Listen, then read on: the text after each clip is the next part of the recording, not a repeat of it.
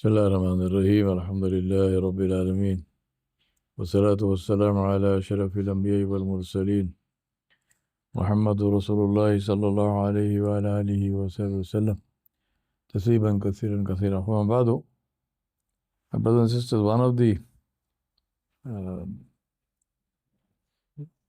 one of the modern illnesses, by modern I don't mean that it wasn't there in the past, must have been there, but to the extent it is now, almost in epidemic proportions, is the illness of anxiety.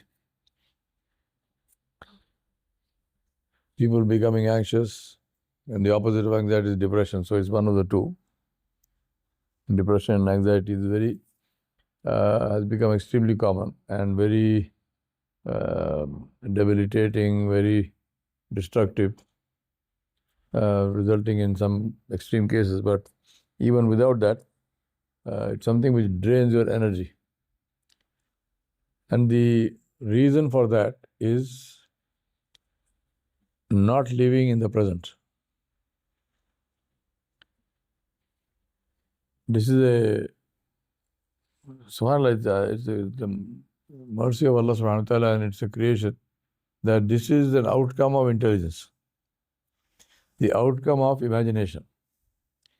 Now, if you look at it, one of probably the most important ability, human ability, is imagination.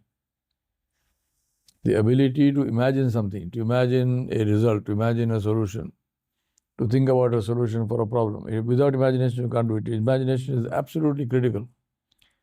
And that's why one of the things I say, that unfortunately in our schools, imagination is the first thing we kill. The children are not allowed to imagine anything they want, right?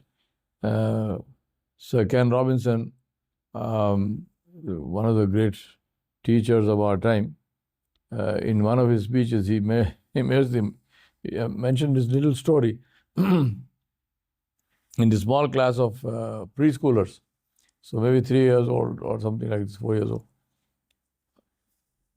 The teacher gave them a task to say, draw whatever you like. So one little girl is drawing something. So the teacher is walking around and says, what are you drawing? What are you drawing? I'm drawing an elephant, I'm drawing a tiger, I'm drawing this and that. So this little girl says, I'm drawing God. I'm drawing a picture of God. So the teacher says, how can you draw a picture of God? Nobody knows what God looks like. This girl says, they'll know in a minute. She says, they'll know in a minute. So the point is that this imagination is, alhamdulillah, one of the greatest or the greatest strength that Allah subhanahu wa ta'ala has given us, and it's an outcome of intelligence. If you can't imagine, then there's, intelligent people can imagine. So the opposite is also true. But like everything else, everything has its time and place. And imagination which is working overtime is the problem. That's what creates anxiety. So as somebody said, it's a nice little quote, it said, the past is history. The future is a mystery. Today is a gift. That's why it's called the present. So I think this is a very important thing to remember. And the trick is to be present in the present. Not be physically present here and your mind is wandering somewhere, and you are either thinking in the past or in the future, but actually you're not there. Be physically present. I walk up and down here every day. And yesterday I was walking, this beautiful breeze.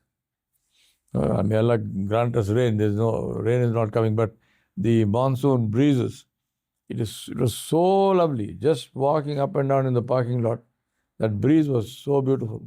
I thanked Allah subhanahu wa ta'ala. I said, Ya Allah, what will be the breeze of Jannah like?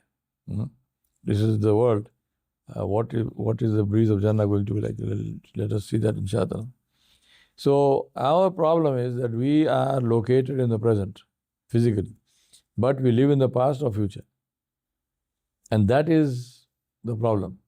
So regretting or being angry about the past and apprehensive and fearful about the future. So this is the being Optimistic about the future is good, alhamdulillah, no problem. But usually it's also a human tendency. We tend to remember negative things more than positive things. We remember negative experiences longer than positive experiences. In customer service, some research data I remember, they said that if a person has an exceptionally good customer service experience, it's not talking about normal good thing, exceptionally good customer service experience, this person will tell maybe 3 people, maybe 4 people about that if asked. But if he has a single bad experience, single bad customer service experience, he will tell 16 people at least without being asked.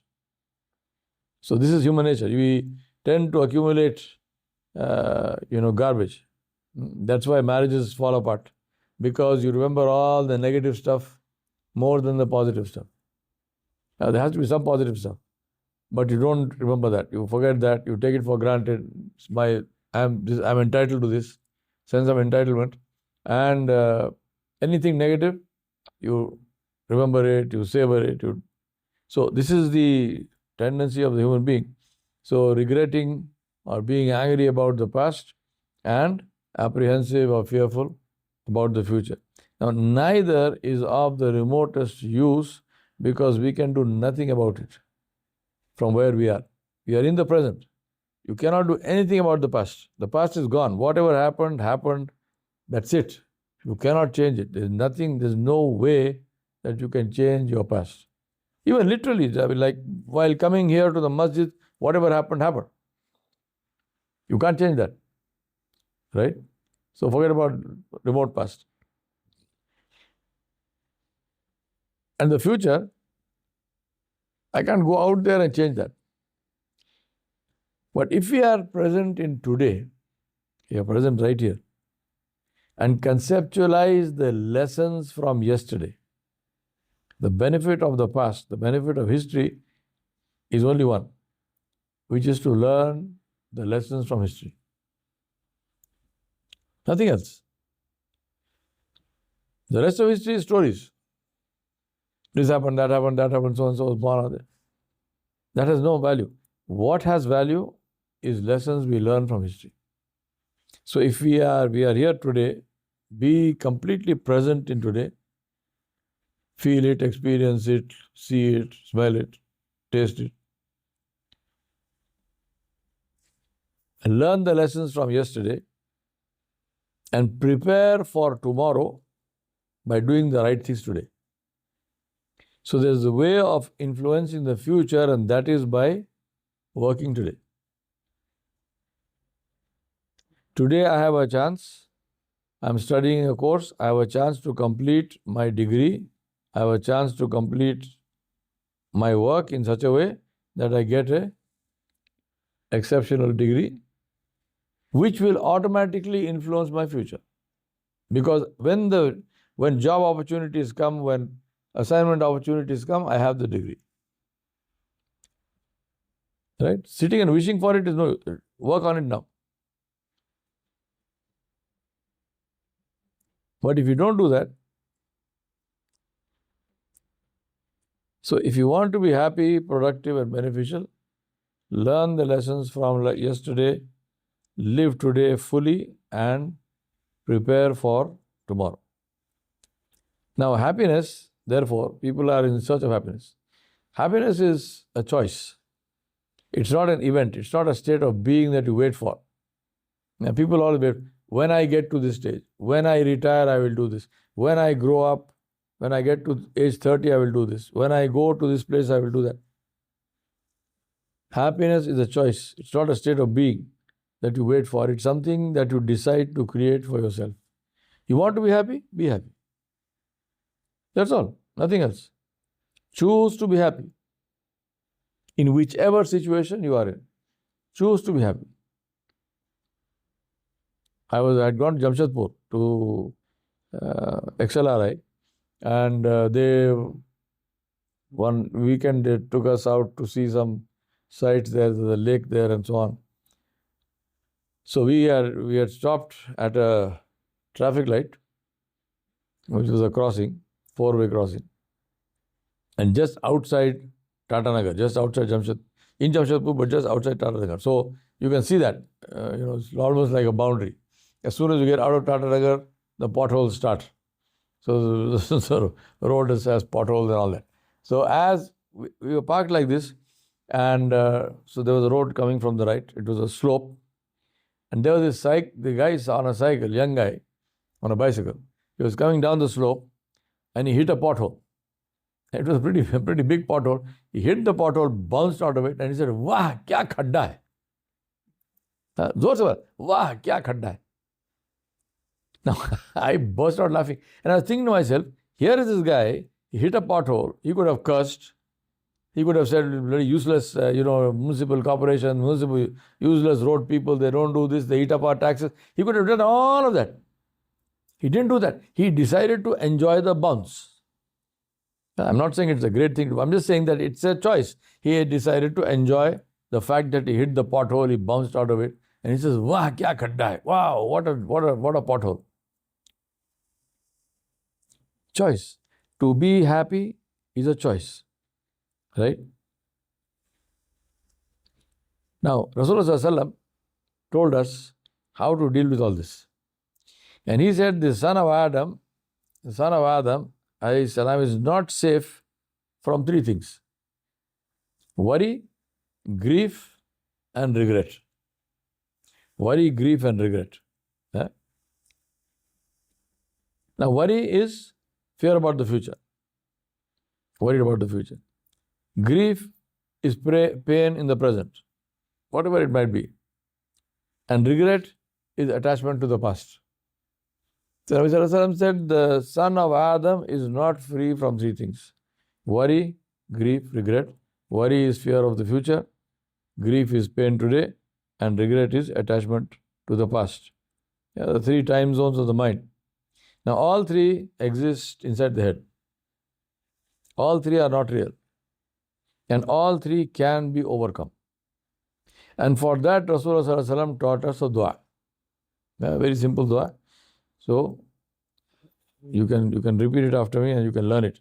Allahumma inni a'udhu bika min al-hammi wal-huzni wal-ajzi wal-kasal. So three things, but the fourth one is a bonus. Allahumma inni a'udhu bika min al-hammi wal-hazani wal-ajzi wal-kasal. Right? Allahumma inni a'udhu bika, O Allah, I seek refuge in you, I seek protection in you. Min al-hammi, from anxiety, from fear of the future. Wal-hazan, and grief, sadness. Wal-ajzi, incapacity. बिल्कुल आजिज हो जाना, ajzi. Wal-kasal, and laziness. Because laziness is the root cause of all evil. And laziness. Now, the ulama, they have said that Nabi Sallallahu Alaihi Wasallam sought protection from this because al-ham, which is anxiety, completely consumes you. Right? Anxiety just completely occupies you and you can't function. Al-hazan, which is sadness, drags you down. Now, I'm not saying, think about this. I'm not saying that there is no reason for anxiety. That your anxiety is stupid. No, it's not stupid. There is reason. There will be some reason in terms of the future and so on and so on. The question is, what do you choose to do about that? If you allow that thing to stay in your head rent-free, then you are in a big problem. Because it will occupy your mind completely and you can't function. But if you say, okay, so these are potential issues, possible issues in the future, what can I do about that today? The key to deal with future anxiety is to translate it into today and say, is there anything I can do about this today? In some cases, there will be something, so go do it.